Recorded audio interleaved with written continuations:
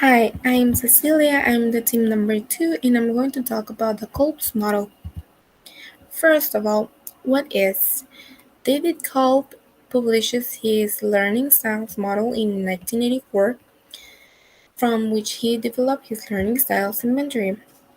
And the learning styles model created by David distinguishes four learning typologies. Kolb's experimental learning theory works on two levels: a four-stage cycle of learning and four separate learning styles. Next, the characteristics. Over time, this model has become one of the most widely recognized assumptions about learning. The second characteristic is, according to the learning styles model developed by Kolb, when a person wants to learn something, he or she must process the and work the information that he or she gathers. Now, the four-stage learning cycle. The first one of the cycle is concrete experience. The learning actively experiments with concept. Okay, the first one is that the learning encounters a concrete experience. This might be new experiments or situations or a reinterpretation of existing experience in the light of new concepts.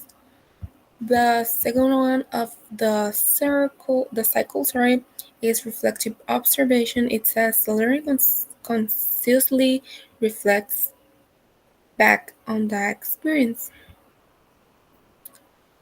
The learning effects on the experience in the like on their existing knowledge. So, of particular importance are any inconsistencies between experience and understanding.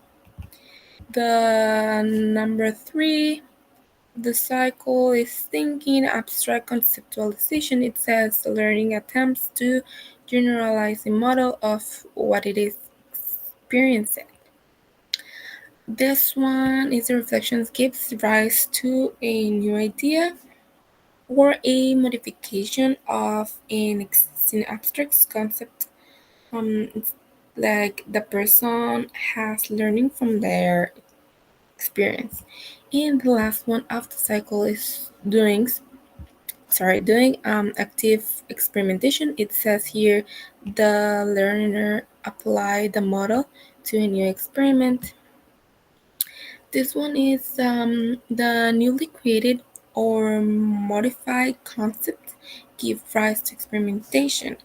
Um, the learner applies their own ideas to the world around them and to see what happens. Now, the theory of learning styles. The learning styles described by Kolb are based on two major dimensions: active, reflective, and abstract, concrete. The number one is the converger. The people with these learning styles have dominant abilities in the areas of abstract conceptualizations and active experimentation. They are highly skilled in the practical application of ideas.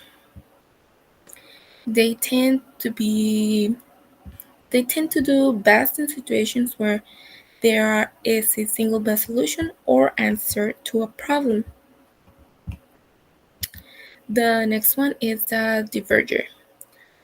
Um, Diverger's dominant abilities lie in the areas of concrete experience and reflective observation, essentially the opposite strength of the converger. People with these learning styles are good at seeing the big picture and organizing smaller bits of information into a meaningful whole. Um, Divergers tend to be emotional and creative and enjoy brainstorming to come up with new ideas. Artists, musicians, counselors, and People with a strong interest in the fine arts, humanities, and liberal arts tend to have these learning styles. The next one is the simulator. Simulators are skills in the areas of abstract conceptualization and reflective observations. Understanding and creating theoretical models is one of their greatest strengths. In this one, they tend to be more interested in abstract ideas than in people, but they are not greatly concerned with the practical application of theories. Individuals who work in math and the basic science tend to have like this type of learning. Assimilators also enjoy work that involves planning researches. The next one is and the last one is the accommodator. People with these learning styles are strongest in concrete experience in active experimentation. In this style, it's basically the opposite of the assimilator styles. Accommodators are those like they enjoy performing experiments and carrying out a plans like in the real world. Um, Out of all four learning styles, accommodators tend to be the greatest risk takers.